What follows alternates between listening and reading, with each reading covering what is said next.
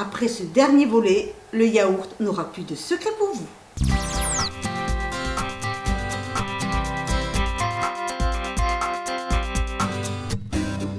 Le yaourt, ils le goûtent, ils l'analysent et ils sont aussi garants de la chaîne du froid. Eux, ce sont les pros du pot. Également au sommaire, vos réponses à la question « Avec quoi mangez-vous votre yaourt nature ?» et une recette originale facile et rapide. Enfin, vous saurez tout sur le yaourt dans le monde. Le Mag Info du yaourt, c'est parti!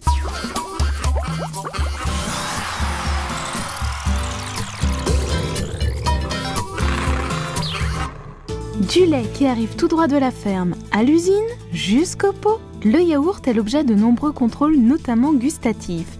Pascal, coordinateur conditionnement, nous explique l'importance de son rôle. En termes de contrôle, toutes les 30 minutes, on fait une pesée et toutes les heures, un contrôle plus approfondi, c'est-à-dire on contrôle les emballages, l'aspect du pot, le goût et la texture du yaourt. Ce contrôle du goût s'inscrit dans une vaste série d'examens de tout type pratiqués dans les labos de l'usine. Les explications de Gabriella, responsable de laboratoire. Au quotidien, les laits depuis son arrivée subit 2500 analyses et ici au laboratoire, on réalise 200 points de contrôle. Il y a des contrôles microbiologiques et ça nous permet d'assurer l'absence des germes contaminants dans les yaourts. On a également des contrôles chimiques qui nous permet de valider la conformité avec la recette d'origine. Et on a aussi des contrôles organoleptiques pour assurer la conformité de la texture, de l'acidité et du goût des yaourts. Tous les contrôles sont si importants les uns que les autres pour garantir la qualité et les goûts du yaourt pour les consommateurs. Merci Gabriella. On a aussi voulu savoir comment fonctionnait la chaîne du froid du yaourt. Jean, responsable logistique, nous en dit plus.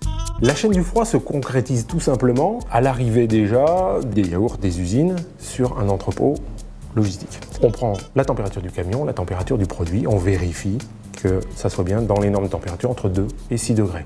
Le produit est stocké ensuite dans un entrepôt en chambre froide, vérifié entre 2 et 6 degrés par des sondes de régulation de température, surveillé 7 jours sur 7, 24 heures sur 24, avec tout un système d'astreinte pour garantir vraiment le respect de cette température-là. Ensuite, les produits sont expédiés, préparés, puis expédiés dans les camions et on vérifie une nouvelle fois la température de l'armor du camion et la température du produit.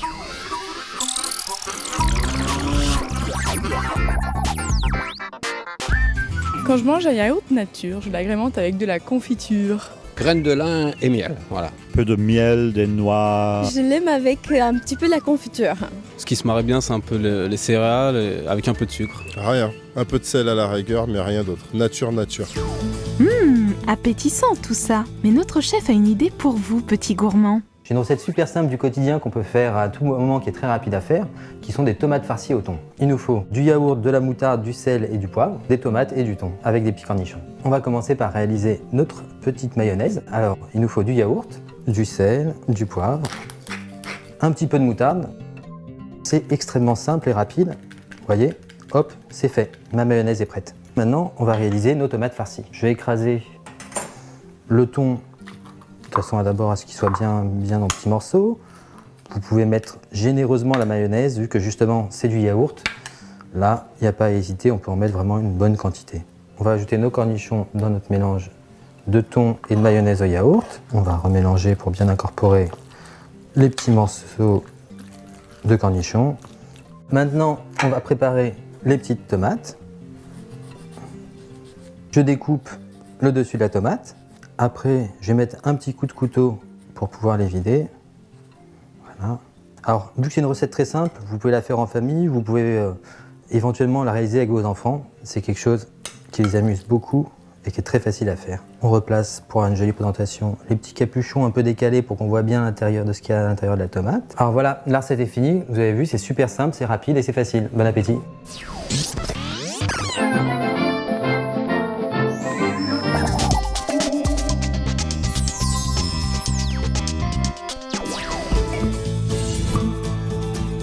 Pour le professeur Bourliou, le yaourt est vraiment l'aliment universel par excellence. Qui dit yaourt dit lait. Or, le lait et ses dérivés sont tellement importants pour l'évolution humaine que pratiquement toutes les populations du monde ont cherché et trouvé les moyens de le conserver. Et les moyens, c'est essentiellement les laits fermentés, et qui sont pratiquement répandus dans tous les pays du monde, sous plus d'une centaine d'appellations. Ces produits sont tous différents, puisque d'une part, ils sont fabriqués avec des laits provenant d'espèces différentes, et d'autre part, les ferments varient en fonction des traditions locales. En France, on connaît un lait Ribot en Bretagne, qui est toujours fabriqué, mais également aussi le yaourt, dont la fabrication industrielle est parfaitement réglementée. Et puis la consommation que l'on connaît en France, finalement, ne correspond pas tout à fait à ce qu'on dit, puisqu'on consomme un yaourt tous les 2 jours.